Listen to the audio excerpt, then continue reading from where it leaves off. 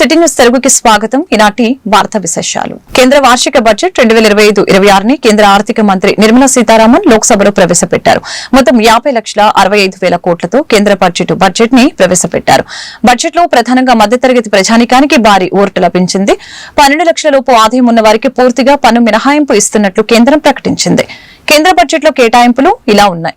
రక్షణ శాఖకు 4,91,732 కోట్లు, గ్రామీణాభివృద్ధికి 2,66,817 కోట్లు, హోంశాఖకి 2,33,211 కోట్లు, వ్యవసాయ అనుబంధ రంగానికి 1,71,437 కోట్లు, విద్య 1,28,650 కోట్లు, ఆరోగ్య 98,311 కోట్లు, పట్టణాభివృద్ధి 96,777 కోట్లు, ఐటీ టెలికాం 95,298 కోట్లు, విద్యుత్ 81,174 కోట్లు, వాణిజ్య పరిశ్రమలు 65,553 కోట్లు, సామాజిక సంక్షేమం 60,052 కోట్లు, వైజ్ఞానిక విభాగాలకి 55,679 కోట్లు కేటాయించారు. అదేవిధంగా కేంద్ర ప్రభుత్వం అదిరిపోయే శుభవార్త చెప్పింది. పన్ను చెల్లింపుదారులకి బంపర్ న్యూస్ ఇచ్చింది. 12 లక్షల లోపు ఆదాయం కలిగిన వారు ట్యాక్స్ కట్టాల్సిన పని లేదని స్పష్టం చేసింది. కొత్త పన్ను స్లాబులకి సవరించింది. కేంద్ర ప్రభుత్వం 12 లక్షల వరకు పన్ను మినహాయింపు ఇచ్చింది. Personal income tax reforms with special focus on middle class. Democracy, demography and demand are the key support pillars in our journey towards Viksit Bharat. The middle class provides strength for India's growth. This government, under the leadership of Prime Minister Modi, has always believed in the admirable energy and ability of the middle class in nation building. In recognition of their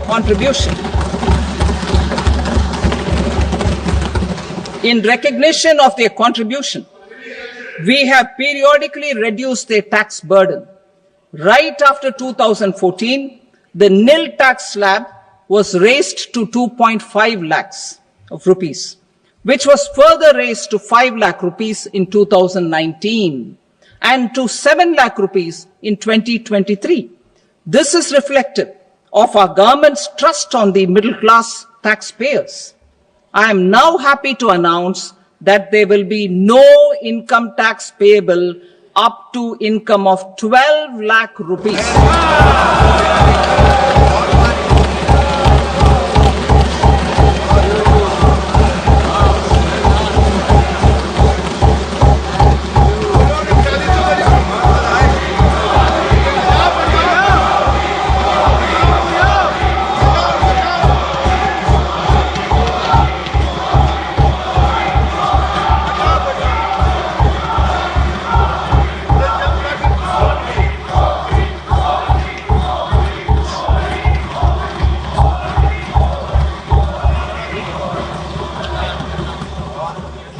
So, average income of 1 lakh per month other than the special rate income such as capital gains under the new regime.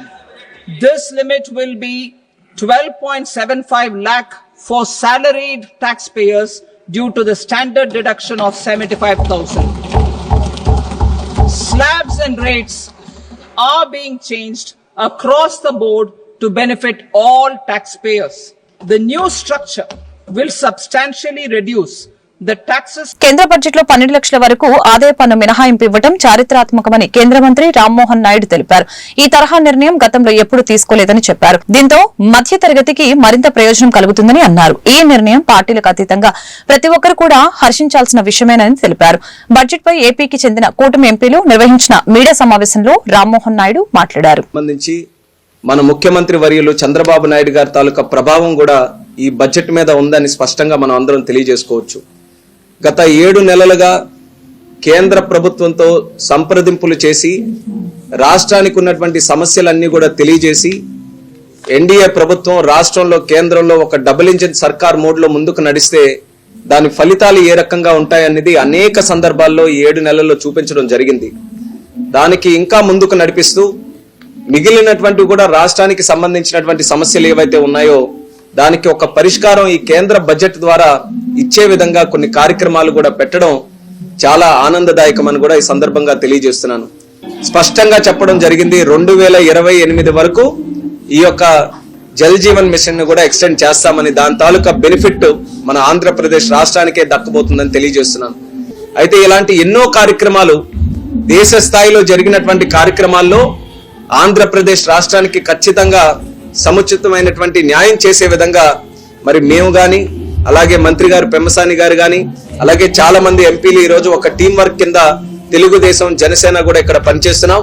అందరం కూడా కూలంకుషంగా budget అంతా కూడా full fledged గా study చేసి ఎంతవరకు మన ఆంధ్రప్రదేశ్ రాష్ట్రానికి నిధులు గాని, స్కీమ్స్ గాని తీసుకొని రాగలమో చంద్రబాబు నాయుడు గారి తాలూకా గైడెన్స్ తో ఖచ్చితంగా అధిక శాతం మన ఆంధ్రప్రదేశ్ రాష్ట్రానికి తీసుకొని రావడానికి మేమందరం కూడా కృషి చేస్తామని కూడా తెలియజేస్తున్నాం. మనకి పోలవరం గురించి ప్రస్తావించి నిధులు కేటాయించారు.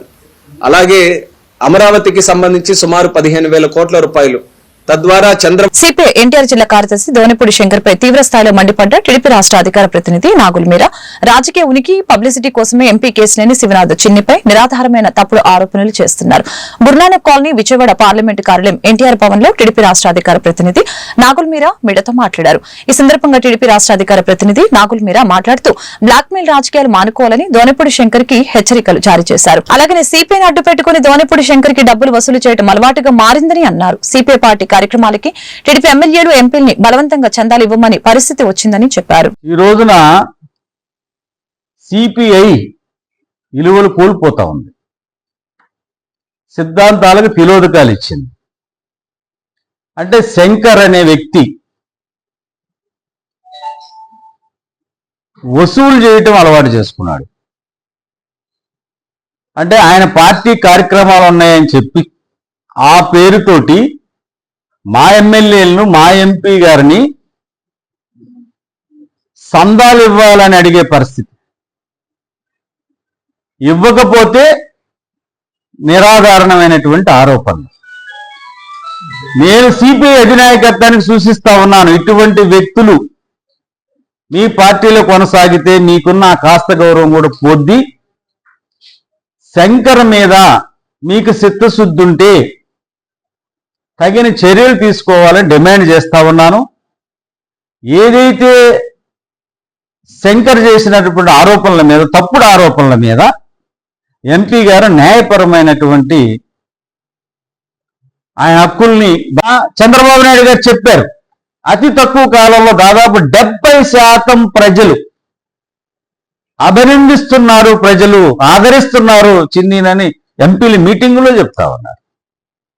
ఈ రోజున విజయవాడ పార్లమెంట్లో గతంలో జరగనటువంటి పనులన్నిటినీ జరగడానికి ఆయన వాళ్ళ అధికారులను పిలిచి రివ్యూలు చేసి వాళ్ళ మీటింగులు పెట్టి వాళ్ళను ఏ రకంగా ఆ పనులు కంప్లీట్ చేయాలో చెప్తా ఉన్నారు. వాళ్ళ పాతరాజరాజపేటలో 3,000 ఇళ్ళు ఏదైతే రైల్వే స్థలాల్లో ఉన్నాయో వాళ్ళు బిక్కుబిక్కుమని జీవిస్తా ఉన్నారు. ఎప్పుడు వస్తారా రైల్వే అధికారులు, ఏం చేస్తారో అని. అటువంటి దానికి పరిష్కారం చూపించారు. నేనున్నాను ప్రత్యక్ష సాక్షి. డిఆర్ఎంకి ఒకటే చెప్పారు, పేదవాడిని కదిలించడానికి వీలు లేదు, అవసరమైతే ప్రత్యామ్నాయంగా వాళ్ళకి స్థలాన్ని మేమిస్తాము అంటే పేదవాడి పక్షాన నిలబడేటువంటి వ్యక్తి. యూనియన్ బడ్జెట్ 2025-26 పై Andhra Pradesh chamber of commerce and industry federation media సమావేశం. AP chambers president Potluri Bhaskar Rao, RV Swamy, రాష్ట్ర hotel association president Bayana Venkatrao, AP MSME industry association president మాట్లాడుతూ చాలా సంవత్సరాల తర్వాత ప్రోగ్రెసివ్ బడ్జెట్ గా మధ్యతరగతి ప్రజలకి ఈ బడ్జెట్ ఊరటనిచ్చిందని, ప్రత్యేకంగా ఎంఎస్ఎంఈ, అగ్రికల్చర్, ఆటోమొబైల్, ఇన్ఫ్రాస్ట్రక్చర్లపై దృష్టి పెట్టడం జరిగిందని తెలియజేశారు. ఫుడ్ ప్రాసెసింగ్ కమిటీకి చైర్మన్ గా ఉన్నాడు. అలాగే all India chillies export association president గా కూడా పనిచేస్తానండి. ఈ బడ్జెట్ సంబంధించి ఫుడ్ ప్రాసెసింగ్ సెక్టర్ కానీ, ప్రత్యేకంగా మా చిల్లీస్ ఎక్స్పోర్ట్స్, చిల్లీస్ సంబంధించిన ఇండస్ట్రీకి చాలా ప్రోత్సాహకాలు ఇచ్చారు. చెప్పాలంటే ఇంత ముందు సంవత్సరం మేము 12,700 కోట్లు ఎక్స్పోర్ట్ చేసామండి ఇండియా నుంచి చిల్లీస్ సంబంధించి. మాకు ఇప్పుడు అంతకు ముందు కాకపోతే 21, 22 వరకు 5% ప్రోత్సాహకాలు ఇచ్చేవాళ్ళు ఎక్స్పోర్ట్ చేసినప్పుడు. 22, 23 దాన్ని 3% చేశారు. లాస్ట్ ఇయర్ దాన్ని 1% చేశారు. దాన్ని పెంచుతారని చెప్పి ఆశించాం, కానీ జరగలేదు. కానీ దానికి బదులుగా గుంటూరు జిల్లాని చిల్లీస్కి ప్రత్యేక సెక్టర్గా ప్రకటించారు. ఎవరైనా మనం ఇండస్ట్రీ పెట్టుకుని అక్కడ ఒక ప్రైవేటు ఈపీజెడ్ లా పెట్టుకుంటే 25-26 సంవత్సరానికి సందర్భంగా ఈ నిర్మలా సీతారామన్ గారు యూనియన్ బడ్జెట్ ని ప్రవేశపెట్టడం జరిగింది. దానికి సంబంధించి మా యొక్క కామెంట్స్, ఇండస్ట్రీ పరంగా మా కామెంట్స్ తెలియజేయడం కోసం ఈ ప్రెస్ మీట్ ని ఏర్పాటు చేయడం జరిగింది. నాతో పాటుగా స్వామి గారు, AP hotel association president, Bayana Venkatarao గారు, AP MSME association president, honorary chairman, Akkayya Naidu గారు మా ట్రెజరర్, వెలగపూడి సాంబశివరావు గారు ఫుడ్ ప్రాసెసింగ్ కమిటీకి చైర్మన్, అలాగే all India chillies exporters association president, Chowdary గారు ఆటోమొబైల్ సెక్టార్ కి సంబంధించి, నెట్టా రవికుమార్ గారు మా టాక్సేషన్ కమిటీ చైర్మన్. సో వివిధ రంగాలకు సంబంధించిన కామెంట్స్ ఆ పర్టికులర్ సెక్టార్ కి సంబంధించి వారు తెలియజేస్తారు. ఉంది. రాష్ట్ర ప్రభుత్వం తీసుకునే నిర్ణయానికి వీళ్ళు కూడా సహాయ సహకారం. ఒక 22 ఇంపార్టెంట్ ప్లేసెస్ లో కూడా సౌత్ రీజన్ లో డెవలప్ చేయాలని కూడా నిర్ణయం తీసుకున్నారు. దానికి హర్షదాయకం వ్యక్తం చేస్తూ టూరిజం రంగానికి మంచి ఇంపార్టెన్స్ ఇచ్చింది నిర్మలా సీతారామన్ గారు, ఫైనాన్స్ మినిస్టర్ గారు. దానికి ఆంధ్రప్రదేశ్ హోటల్స్ తరఫున ప్రత్యేక ధన్యవాదాలు తెలియజేస్తున్నాను. Thank you. ఎంఎస్ఎంఈ సెక్టార్ కి ఈ బడ్జెట్ లో చాలా పెద్దపీట వేయడం జరిగింది. భారతదేశంలో ఎంప్లాయ్మెంట్ జనరేట్ అవ్వాలంటే వ్యవసాయం తర్వాత పెద్ద సెక్టార్ ఎంఎస్ఎంఈ సెక్టారు. ఈ సెక్టార్ ని స్వయం ప్రతిపదికతో ఎంఎస్ఎంఈ సెక్టార్ ని అన్ఎంప్లాయ్మెంట్ నుంచి ఇండివిజువల్ ఇండస్ట్రియలిస్ట్ గా ప్రమోట్ చేయడానికి భారతదేశ గవర్నమెంట్ ఈ బడ్జెట్ 25-26లో చాలా ప్రాధాన్యత ఇచ్చారు. ఈ ప్రాధాన్యతలో 10,000 కోట్ల రూపాయలని స్పెషల్ ఫండ్ కింద ఎలకేషన్ చేస్తున్నారు. ఇంతవరకు ఎప్పుడు కూడా జరగలేదు ఇలాంటిది. ఇది చాలా శుభసూచకం. భారతదేశంలో ఉన్నటువంటి అన్ఎంప్లాయ్మెంట్ మొత్తం కూడా పోవడానికి ఉపయోగపడుతుంది. అలాగే ఫస్ట్ రిజిస్ట్రేషన్ చేసుకోగానే వాళ్ళకి 5 లక్షల రూపాయల వరకు క్రెడిట్ కార్డు ఇస్తామన్నారు. నెక్స్ట్ మళ్ళీ 10 లాక్స్. విజయవాడ బందర్ రోడ్ లో ఉన్న జోసలుకా షోరూమ్ ని ప్రారంభించిన ఇస్మార్ట్ శంకర్ హీరోయిన్ నాభా నటాషా విజయవాడ తూర్పు నియోజకవర్గం ఎమ్మెల్యే గద్దె రామ్మోహన్ ఈ సందర్భంగా నటి గద్దె రామ్మోహన్ మాట్లాడారు. ఈ షోరూమ్ ని ప్రారంభించడం చాలా ఆనందంగా ఉందని తెలియజేశారు. 60 స్టోర్లతో దేశవ్యాప్తంగా జోసలుకాస్ విస్తరించిందని తెలిపారు. విజయవాడ షోరూమ్ ప్రారంభించడం ఆనందంగా ఉందని తెలియజేశారు. అమరావతి రాజధాని అయినందున ఫ్లైట్లు, ట్రైన్, బస్సుకి వచ్చిన ప్రతి ఒక్కరు కూడా విజయవాడ సిటీకి తప్పనిసరిగా రావాల్సి వస్తుందని అన్నారు. పెళ్లిళ్ళ సీజన్ కాబట్టి పెళ్లి కూతురుకు సంబంధించిన సెట్స్ అన్ని కూడా చాలా అంటే చాలా బ్యూటిఫుల్ గా ఉన్నాయి.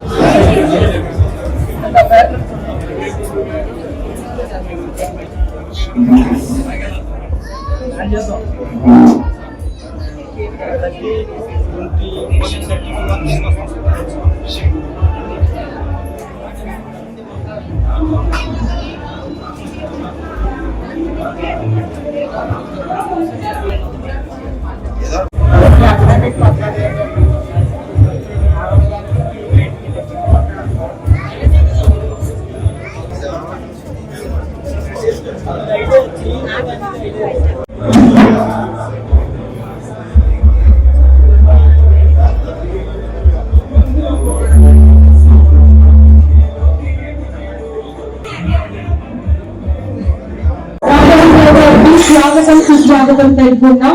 Thank you so much for coming sir. Thanks a lot.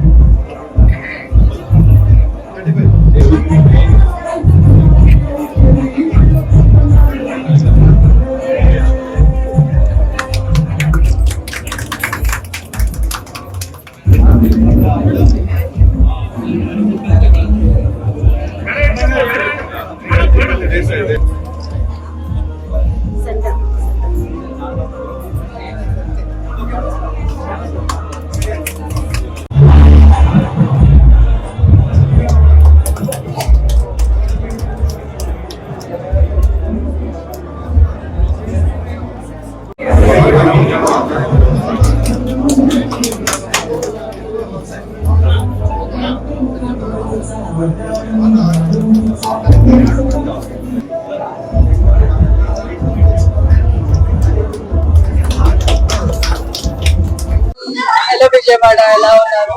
It's always great to be here in this city. ఈ రోజు జోస్ అలుకాస్ స్టోర్ ఇనాగ్రేషన్ చేయడానికి నేను వచ్చాను and I feel very happy. 60 stores all across the country and 12 years జరుగుతుంది. ఇంకోటి ఏంటంటే 50% off on all the making charges, right? Yeah, and beautiful collection. I'm also wearing beautiful diamond set. చాలా అందంగా ఉంది అన్ని collection. So please come and shop for all your occasions along with your family, friends and lovers, whoever you want to buy diamonds for. So yeah, please come.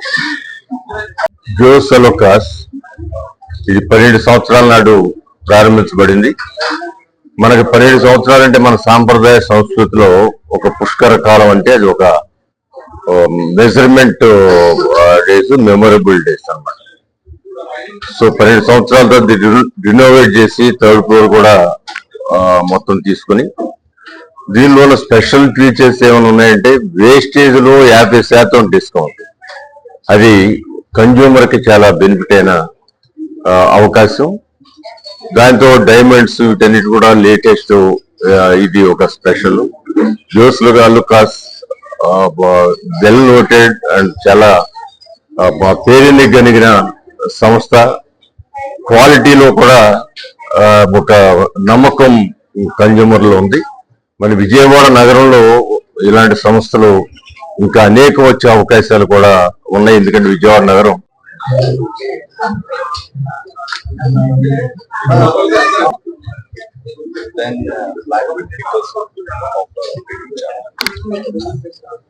What else do you want me to say?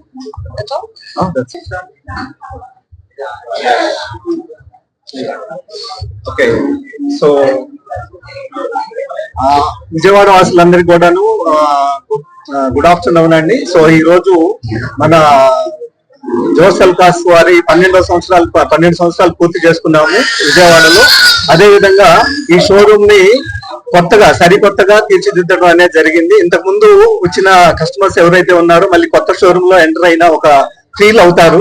So ఏంటంటే ఇప్పుడు కొత్తగా మనకి ఏంటంటే 3rd floor లో కూడా silver jewellery మనం introduce చేయడం అనేది జరుగుతుంది.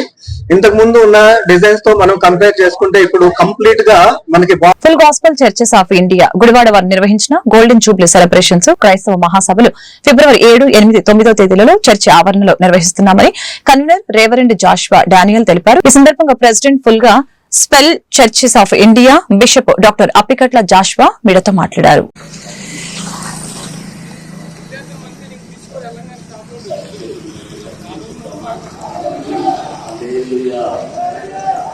పరిస్థితి గంధంలో డైమండ్లు చెప్పారు కదా, 2,500,000 అలాగే అబ్రహాం నాన్నగారికి 85 సంవత్సరాలు, 67 సంవత్సరాలు సుదీర్ఘమైన సేవకులు పడ్డారు. ఈ సమయంలో మన మధ్యలో దేవుని సేవకులు మరి ఈడీ పదవి గారి కుమారులు ఆ శ్రద్ధాకర్ గారు ఉన్నారు. వారు కూడా 2 నిమిషాలు గ్రేటింగ్స్ తెలియజేస్తారు.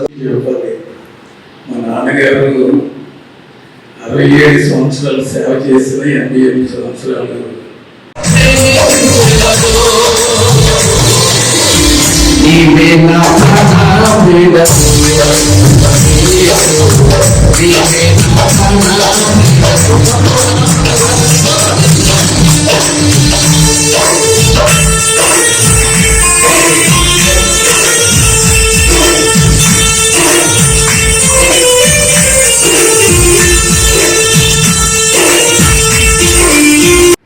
నేను ఇదే గ్రౌండ్ లో మీటింగ్స్ జరుగుతుంటే స్టేజ్ మీద కూర్చున్నప్పుడు వాడు నన్ను అడిగిన ప్రశ్న ఏంటంటే, డానీ ఇంకేంటి మరి పరిచయం ఎప్పుడు స్టార్ట్ చేస్తావు అన్నాడు. అప్పటికి నేను క్రీస్తుకి 10 రోజులు బతుకుతున్నాను.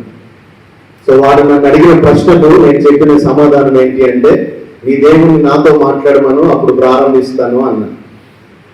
నీ దేవుడు ఏ దేవుడు అయితే నువ్వు ఆరాధన చేస్తున్నావో ఆ దేవుడిని నాతో మాట్లాడమను, నేను పరిచర్యకు ప్రారంభిస్తాను అంటే, డానియల్ గుల్ఫ్రెడ్ నన్ను అడిగిన ప్రశ్న ఏంటంటే, నా దేవుడు లోకమును సృజించాడు, నా దేవుడు సమస్తమును సృజించాడు, ఆ దేవుడు మాట్లాడే అర్హత నీకుందా అని అడిగాడు.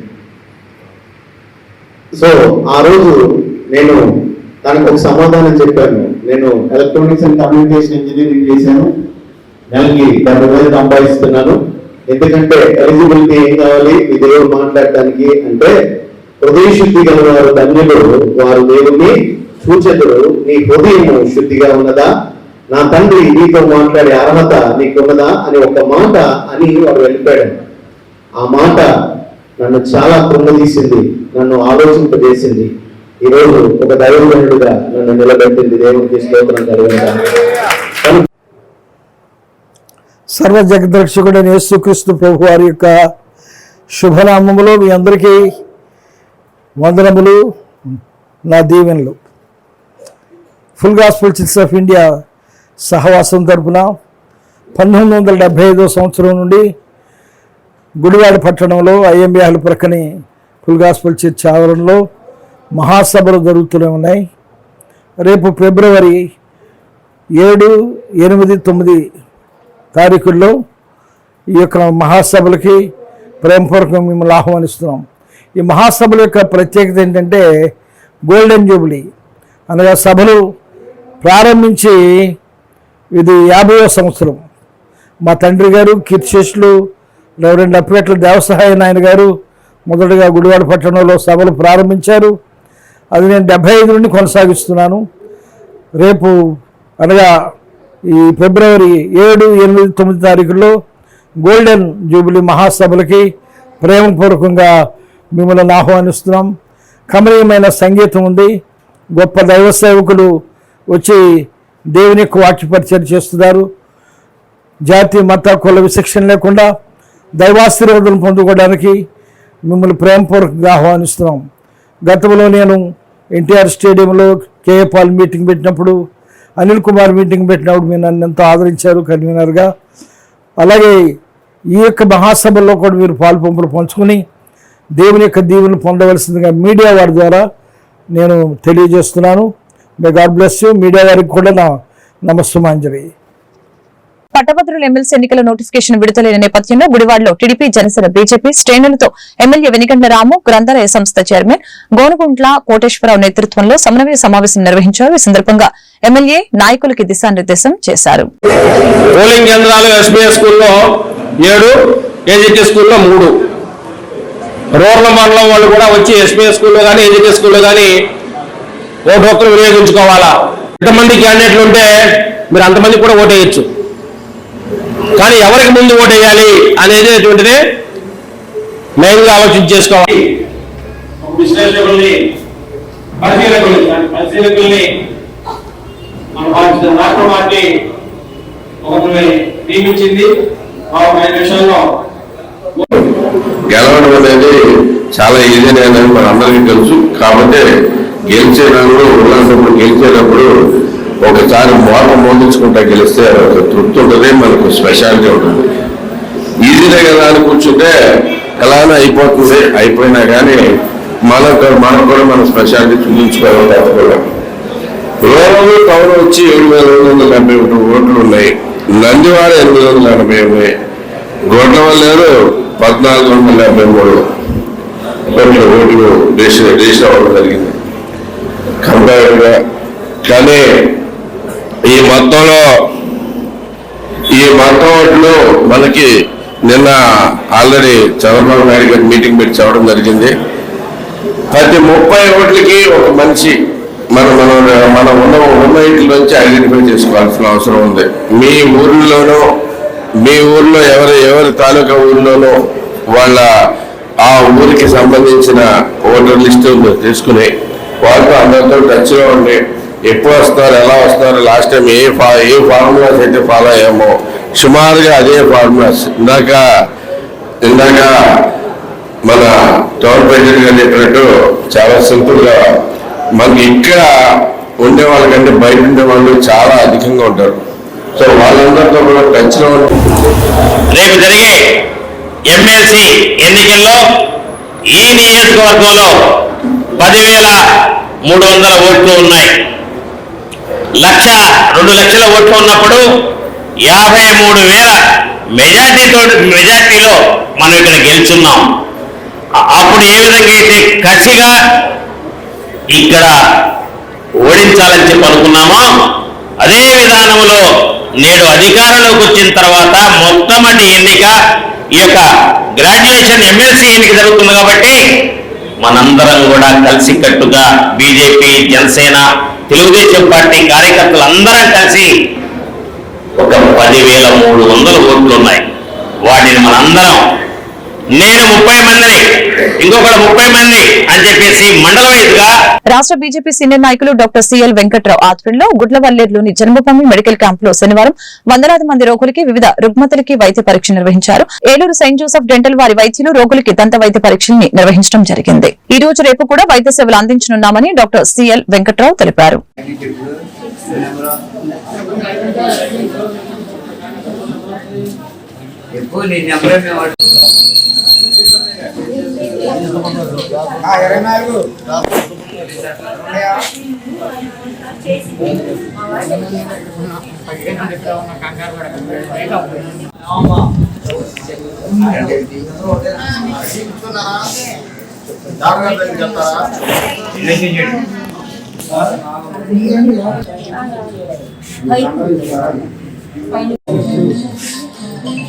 మీకు కనిపించినంత వరకు అది చూడండి, మీకు కనిపించినంత వరకు అలా బాగుంది.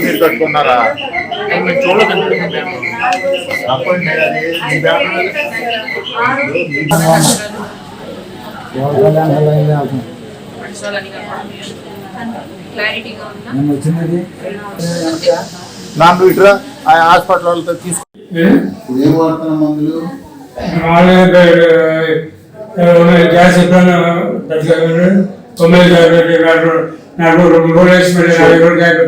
షుగర్, బీపీ,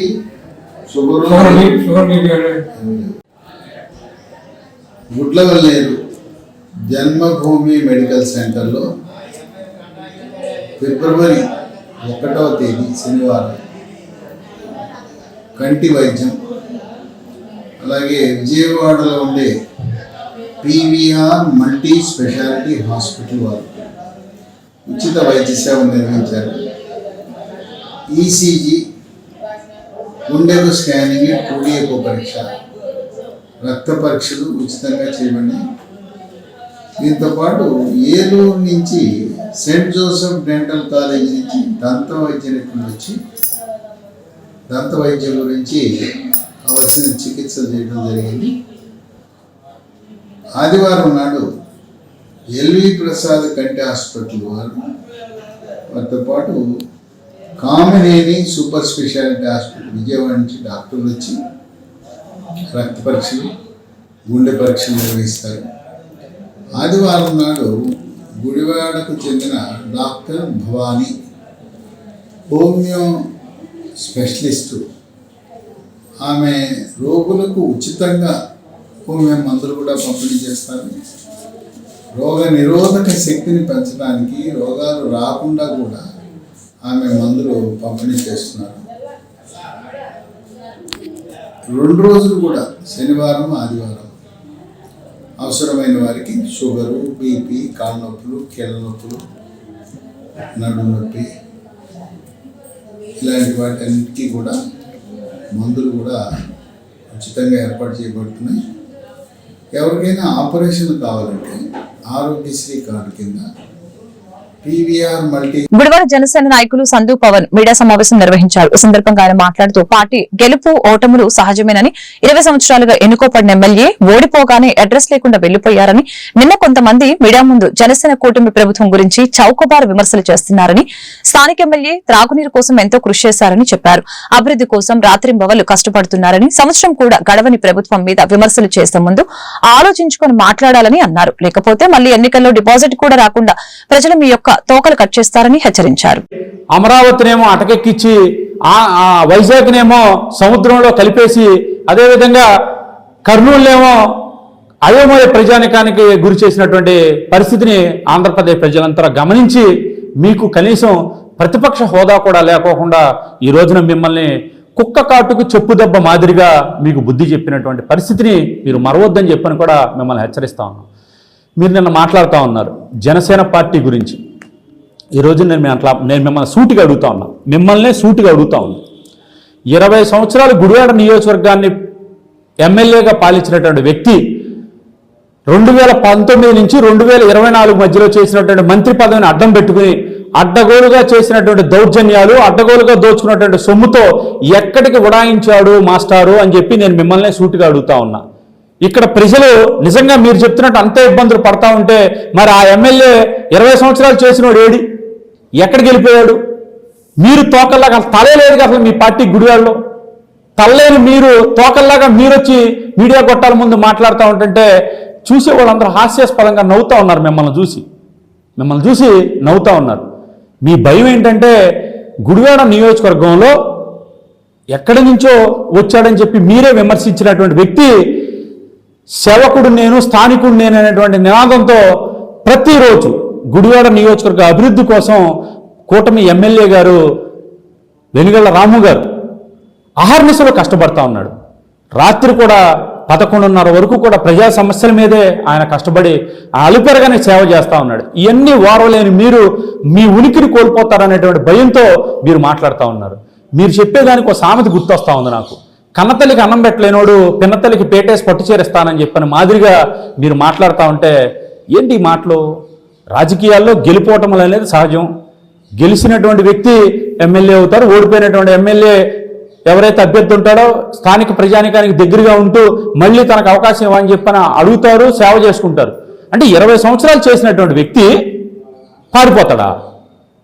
ఎందుకు పారిపోయాడు? ఈ వార్తలు ఇంతటితో సమాప్తం. మరొక బులెటిన్ మళ్ళీ కలుద్దాం.